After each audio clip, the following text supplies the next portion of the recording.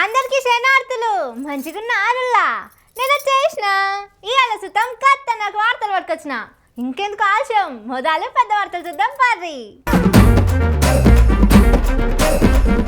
BRS లో చేరిండు జీవన్ కాక, సభలో కేసీఆర్ స్పీచ్ కేక. జీవన్ ఏమంటే జగిత్యాల కాంగ్రెస్ వాళ్ళు బీఆర్ఎస్ లో పొట్టు పొట్టు చేరికలు. రైతు బంద్ చేసిండు రేవంతు, సభ పెట్టిండు గిదే తంతు.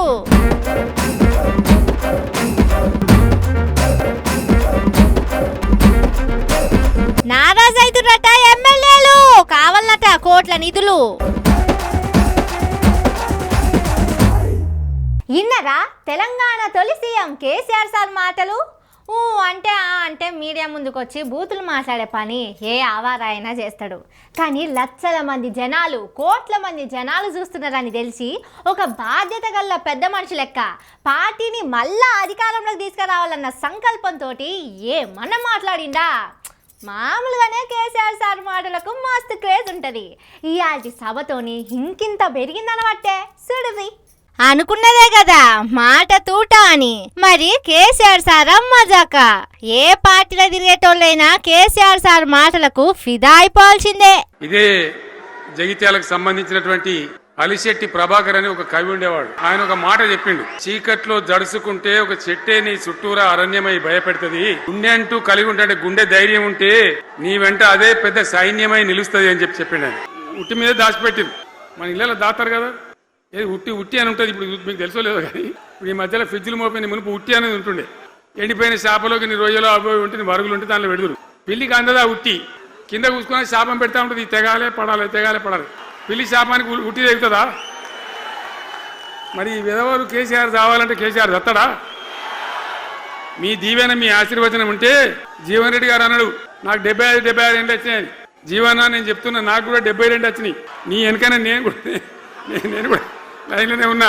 నేను ఒక్కటే మాట చెప్తున్నా, ఈ మా దేశభక్తి శ్రీనివాసేమో నాకు ఇంత పెద్ద కట్ట రాసి ఇచ్చాడు, నువ్వు మాట్లాడాలి ఇవన్నీ అవన్నీ కాదు. ఇక్కడ దరిద్రం పోయేదాకా ఇక్కడ టాప్ టు బాటం అన్ని వర్గాల ప్రజలు ఇది మా తెలంగాణ, మేము గర్వంగా బతుకుతాం, సంతోషంగా బతుకుతాం, అన్ని వర్గాల ప్రజలు తలెత్తుకొని వచ్చేదాకా మనం సేవ చేయాల్సిందే, చివరి శ్వాస దాకా కూడా చేయాల్సిందే. పొద్దున్న లేతే కేసీఆర్ చావాలి, నువ్వు 1000 జన్మలు ఇచ్చినా నేను చావనా కొడుకు అనుకుంటున్నావు. వీళ్ళందరూ తయారైన కదా, ఎవరు అంటే సర్వేలు చేసి ఇస్తారు. జీవన్ రెడ్డి గారు బీఆర్ఎస్ లో చేరితే ఎట్లా ఉంటది ఏం కథ అని ఒక 2-3 వచ్చి సర్వేలు చేసి. మీ నియోజకవర్గం కాదు, మీ నియోజకవర్గంలో ఆడం బాంబే పేలిపోయింది, దానిలో మాటనే లేదు. అసలు జగిత్యాల నియోజకవర్గం గురించి చర్చ లేదు.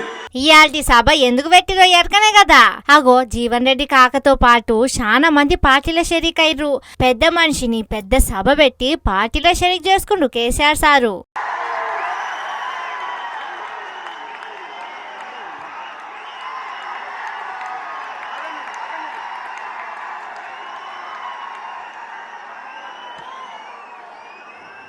రేపు భవిష్యత్తులో బీఆర్ఎస్ గవర్నమెంట్ ఏర్పడిన తర్వాత కూడా బ్రహ్మాండమైన పదవిలో ఆయన అద్భుతమైన సేవలు మీ జిల్లా మొత్తానికి అందించబోతాడు. తెలంగాణ రాష్ట్రానికే ఆయన సేవలు అందించబోతాడు. ఇది నా మాట, కేసీఆర్ మాట అని నేను జగిత్యాల గడ్డ మీద చెప్తా ఉన్నా. ఎవరైతే అందరు ఈరోజు చేరినరో, ఇంకా రాని వాళ్ళు కూడా ఉన్నారో గ్రామాలలో పట్టణంలో, మీ అందరికీ ముఖ్యంగా జీవనన్న గారికి, ఆయన వెంట వచ్చినటువంటి ప్రతి పౌరుడికి, ప్రతి అన్నకు, ప్రతి తమ్ముడికి, ప్రతి చెల్లెకి కూడా పేరు పేరున బీఆర్ఎస్ రాష్ట్ర అధ్యక్షుడిగా నేను హృదయపూర్వకమైన స్వాగతం సుస్వాగతం తెలియజేస్తా ఉన్నాను. ఇక పనుల పని తతిమ్మ లీడర్లు ఏమన్నారో కూడా ఇందాం ఆగుర్రి. ఏమైందా కేసీఆర్ గారు జగిత్యాలకు వస్తున్నారని చెప్పంటే నిన్నటి దాకా నిద్రపోయిన ముఖ్యమంత్రి రేవంత్ రెడ్డి గారు ఇవాళ బయలుదేరిండి అని చెప్పంటున్నారు. మేడిగడ్డ బ్యారేజ్ ఒక 2 పిల్లలు గుంగినే, SLBC Srisailam left bank canal అని చెప్పంటున్నారు. నిర్మాణ దశలో కృంగిపోయి 8 మంది కార్మికులు చనిపోతే కనీసం శవాలు వెలికి చేయలేకపోయింది అని చెప్తున్నా. శవాలు వెలికి చేయలేకపోయింది అని చెప్పంటున్నా. 2 పిల్లలు కృంగిపోతే అసలు బ్యారేజ్ విలువ 4000 కోట్లు. ఆ 2 పిల్లలు కడితే 400 కోట్లు అయితే అని చెప్పంటున్నా. ఎక్కువ ఇలా 2 సంవత్సరాల కాలం ఏదైతుందో ఏదో ప్రకృతి సహకరించింది అదృష్టం. మన కరువు సమస్య ఉత్పన్నం కాలేదు. ఇక తుమ్మడి బ్యారేజ్ అటే పోయిందా? నీకు నిజంగానే సిన్సియారిటీ ఉంటే ఇలా 3 సంవత్సరాలు గడుస్తుందా తుమ్మడి బ్యారేజ్ నిర్మాణం చేయగలుగుతూ కదా, ఎందుకు చేయలేకపోయినా చెప్పంటున్నాను. నిన్నటి వరకు ఏదైతుందో వీళ్ళు ఏ కాళేశ్వరం కూడేశ్వరం మాట్లాడిండే, అదే కాళేశ్వరం అదే మేడిగడ్డ ఏదైతుందో మన భవిష్యత్తు ఏదైతుందో మనకేది అండగా ప్రాజెక్ట్ మేడిగడ్డ కాబోతుందని చెప్పంటున్నాను. ఇవాళ కాంగ్రెస్ పార్టీ వస్తే 15,000 ఇస్తామని చెప్పామే, ఇలా 15,000 కాదు కదా, అసలు 10,000 అమలు 3 పంటలు కోల్పోయినామని చెప్పి అంటున్నా. ఇలా రబ్బీ పంటకు వచ్చిందే మనం అందరం గమనిస్తున్నాం. ఇలా 1 ఎకరానికి ఇచ్చారు అంటున్నారు 6,000 రూపాయలని చెప్పని. ఇలా రెండో పంట కేసీఆర్ గారు ఇలా జయించాల పట్టేళ్ళకి వస్తుందని చెప్పని ఇలా ఏదైతే రెండో ఎకరా కూడా మేము ఇస్తామని చెప్పని మళ్ళీ ప్రకటన చేయడం జరిగిందని చెప్పి అంటున్నాం. జీవన్ రెడ్డి సారు కేసీఆర్ సారు కలిసిపోయిన కాంచి సభ ఏర్పాట్లు జోర్దార్గా అవుతున్నాయి జగిత్యాలలా. కేటీఆర్ సారు హరీష్ అన్న దగ్గరుండి ఏర్పాట్లు చూసుకుర్రు. నిన్నటి సందే గులాబీమయమైంది జగిత్యాల. నిన్న కొందరు వేస్ట్ గాళ్ళు కేసీఆర్ సార్ ఫ్లెక్సీలు కూడా చింపిర్రు.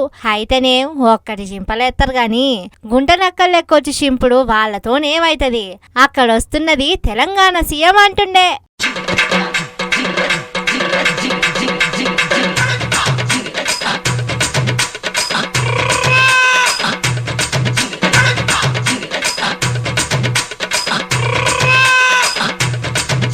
సభల ఆటపాటలు కూడా జోరుగైనాయి. జనాలు కూడా పొట్టొచ్చిర్రు.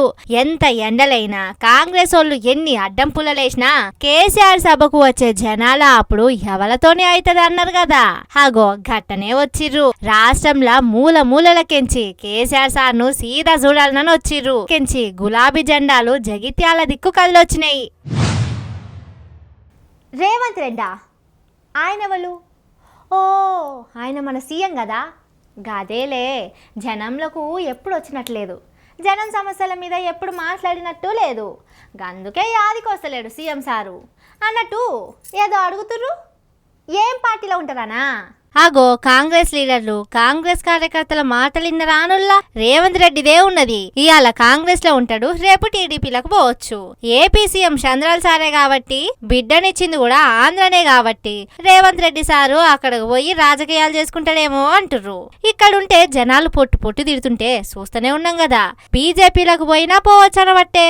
కానీ మాజీ జీవన్ అన్న 40 ఏండ్ల సంధి కాంగ్రెస్ లోనే ఉన్నాడు. అన్నకే పార్టీ నచ్చలేదంటే గది పార్టీ తప్పే. ఏదన్నా గాని అన్న వెనక పొంటే ఉంటాం. అన్న అసలు ఏసొంటి మనిషో తెలుసా అంటుర్రు. ఆయన గురించి బతికేపల్లి గ్రామంలో మేము అందరం దుఃఖపడుతున్నాం. ఇయ్యాల మాకు ఇయ్యాల సారు మాకు కాంగ్రెస్ వాళ్ళు వేసుకుంటే మాకు ఏమో వస్తుంది ఏదో వస్తాను సార్కు వచ్చింది గిది. ఇయ్యాల బతికేపల్లి గ్రామంలో ఆయనకు 70 ఎకరాల భూమి ఉండే. 1983లో కాంగ్రెస్ తువాలు వేసుకున్నప్పుడు ఇయ్యాల 5 గుంటల భూమి లేదు సార్కు.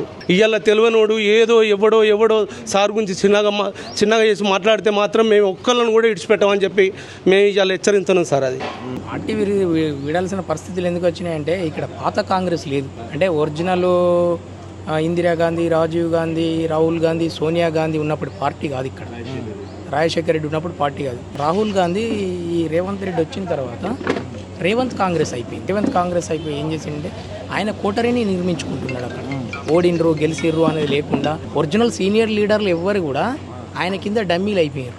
ఒరిజినల్ సీనియర్ లీడర్ తొక్కుతున్నా అని అందుకే అంటుండే ఆయన. వేరే ఏదో కేసీఆర్ను తొక్కుతున్నానో ఇంకా బీజేపీని తొక్కుతున్నా కాదు, నేను ఒరిజినల్ ఉన్న కాంగ్రెస్ కార్యకర్తలను కాంగ్రెస్ లీడర్లను తొక్కుతున్నా అని చెప్తున్నా. గిట్లుంటాయి మరి.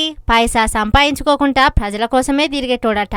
ఇప్పుడు కూడా ఆయన వెనక పొంటే ఉంటామంటారు కాంగ్రెస్ పెద్ద మనుషులు. 4 సార్లు కాంగ్రెస్ పార్టీ నుంచి బీఫామ్ మీదనే కౌన్సిలర్ గా గెలిచిన.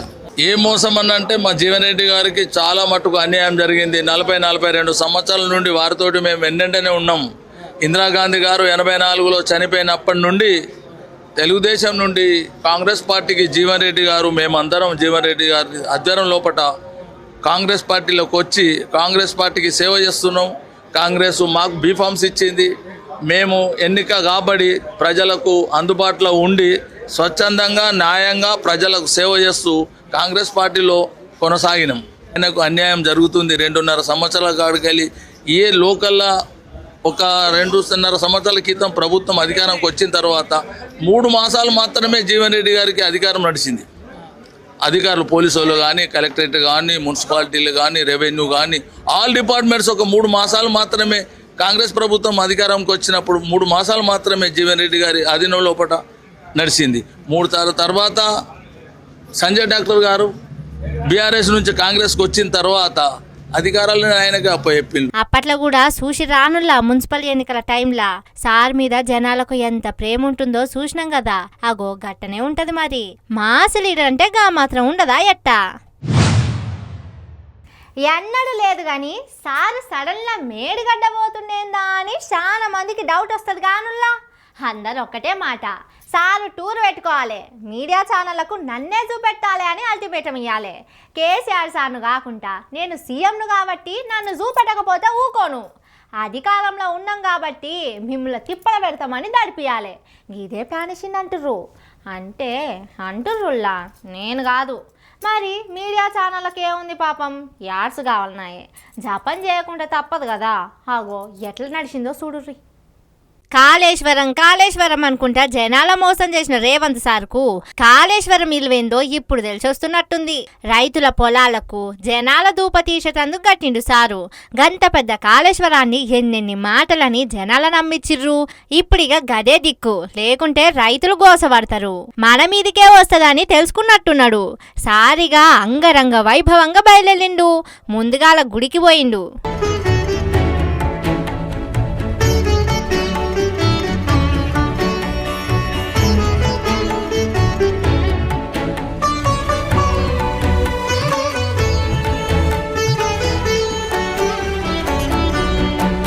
ఆ టెంక మేడిగడ్డ బరాస్ కాడికి పోయిండా.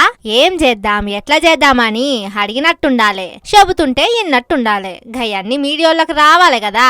సరేనుల్లా, ఎవరైనా ఏం చేస్తారు తీర్రి. కాకుంటే ఇంజనీర్లు చెబుతున్నప్పుడు చిత్రంగా ఉంటే ఇంటర్ కూడా.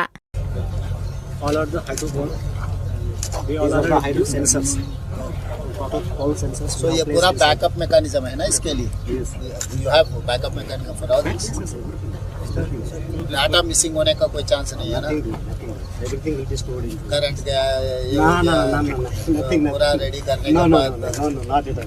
పవర్ స్విచ్ ఆఫ్ हो गया అట్లాంటి ఏం లేదు కదా. అది అప్పుడప్పుడు కంప్యూటర్లో మనం సేవింగ్ కొట్టకపోతే పోతుంది కదా. అది అప్పుడప్పుడు కంప్యూటర్లో మనం సేవింగ్ కొట్టకపోతే పోతుంది కదా. ఇక చూడుర్రి, పెద్ద సభ పెట్టిండు సీఎం సారు. జనం అనుకున్న దాన్ని బట్టి చూస్తుంటే నిజమే అనిపిస్తుంది. కేసీఆర్ సార్ సభకు ఇది పోటీ అన్నట్టు. అయినా రేవంత్ సార్ ఎవలకు పోటీ వస్తారో మాకు ఎరకనే అంటురు సార్. సభెందుకయ్యా అంటే రైతు భరోసా ఎందుకు అనబట్టే. అర్రే యాసంగి రైతు భరోసాను 3 ముక్కలు చేసిండు. మొన్న ఎకరానికి వేసుకుంటా సభ పెట్టిండు. ఇప్పుడు 2వ ఎకరానికి వేసుకుంటా సభ పెట్టిండు. రేపు 3వ ఎకరానికి వేసుకుంటా సభ పెట్టి ఎల్లుండి 5వ ఎకరానికి వేసుకుంటా సభ పెడతాడు కావచ్చు.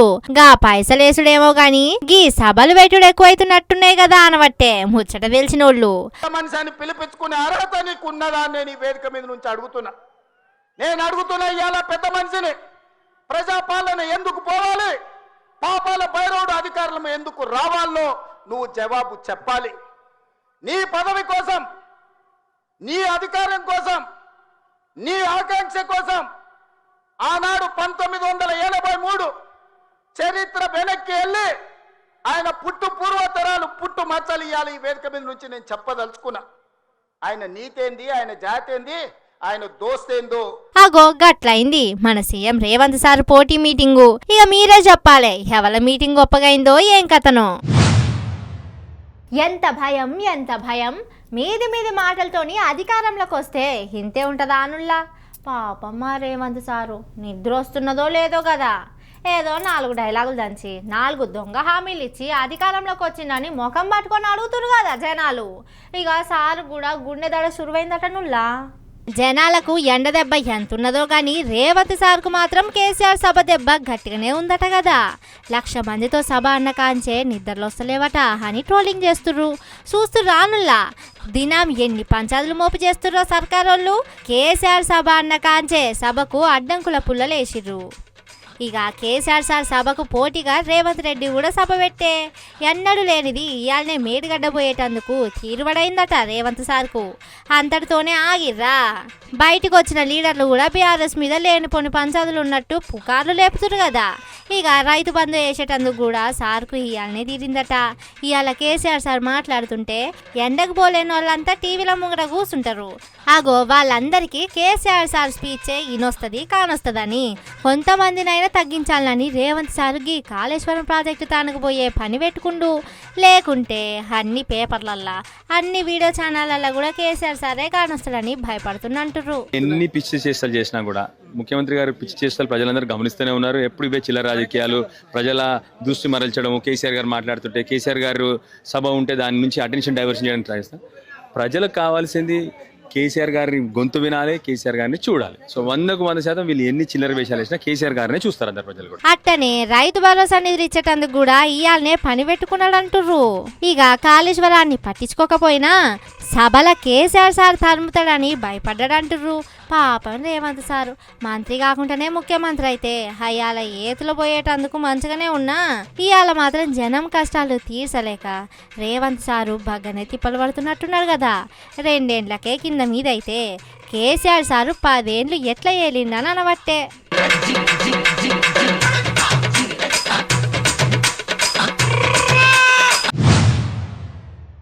పెద్ద పెద్ద చదువులు చదువుకున్న ఉత్తమ్ సార్ లాంటోళ్ళకి కాకుండా నాకు సరే ముఖం చూపెట్టుకోలేకపోతున్నాం. వాళ్ళు తన్నుకొని వస్తే పోలీస్ స్టేషన్కు ఫోన్ చేసి చెప్పుడు తప్ప మాతోనేమైతలేదు. ఊళ్ళల్లో నీళ్ల పైపు వలిగింది 400 అయితే అంటే కూడా ఇయ్యలేకపోతున్నామని గోస పడుతున్నట పాపం. మరి వాళ్ళు ఏం చేస్తున్నారంటే పేరుకే ఎమ్మెల్యేలు కానీ ఊళ్ళకు చేస్తున్నదే ఉన్నది చెప్పుర్రి. ఆ పార్టోలు ఈ పార్టోలు దన్నుకుంటే పోలీస్ స్టేషన్కు ఫోన్ కొట్టి మా ఓళ్ళ మీద కేసు కట్టకుండా అటు దిక్కోళ్ళని దడిపించి కేసులు పెట్టుర్రి అని చెప్పుడు తప్ప ఏం చేస్తలేరట ఎమ్మెల్యేలు పాపం. అందుకే ఇక లాభం లేదు, రేవంత్ సార్ను తలో దిక్కు పట్టుకొని అడగవలసిందే అని ఫిక్స్ అయ్యారట. మొన్న నడుమ పోచారం శ్రీనివాస్ రెడ్డి ఎంత ఫీల్ అయిందో చూసినాం కదా. షిమ్మ చీకట్లో కూర్చొని ఎవరన్నా ఫోన్ ఎత్తుతారేమో పైసలు ఇస్తే పనులు చేపించుకుంటామని గోసపడ్డాడు గాని ఫోన్ ఎత్తలేదట. కోమరెడ్డి రాజగోపాల్ రెడ్డి సార్ కూడా నియోజకవర్గాలకు నిధులు ఇస్తలేరని గరమైతేనే ఉన్నాడు. ఈ గీలంటే ధైర్యంగా ముందు పడ్డారు గాని తతిమ్మ ఎమ్మెల్యేలు మాత్రం కడుపునే కుమిలిపోతురట పాపం. సర్కారు పనులైతే కాంట్రాక్టులు వస్తే జరిగిన పైసలు మిగులుతాయి అనుకున్న లోకల్ లీడర్లు ఉంటారు కదా, ఈగి అయితలేవని ఇసుక దందాలు భూ కబ్జాలు అని చాలు చేసిరట.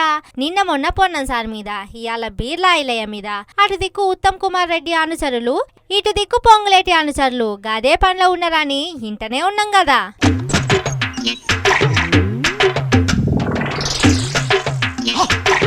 వాళ్ళ పూట గడుస్తుంది సరే గాని జనాల వ్యతిరేకత వస్తే మళ్ళెట్లా గెలవాలి అని ఎమ్మెల్యేలు తల పట్టుకుంటున్నారట పాపం. నెలకో 1 కోటి రూపాయల చొప్పున ఇయ్యాలే, లేకుంటే నడవది అని లెటర్లు రాసి సంతకాలు పెట్టిస్తురట ఎమ్మెల్యేలతోని. మరి గా సంతకాలు పట్టుకొని రేవంత్ సార్ తనకు పోతారా, సీదా మీది మోటార్ ఎక్కి రాహుల్ ఇంటి ముంగట దిగుతారా అని తెలుస్తలేదట. ఇక్కడ దిగితే ఈయన జర మత్పరిచి మాయ ఉచుతాడు గాని సీదా రాహుల్ గాంధీ ఇంటికి పోతే మాత్రం రేవంత్ కు తిప్పలు తప్పేటట్లు లేవనుకుంటుర్రు.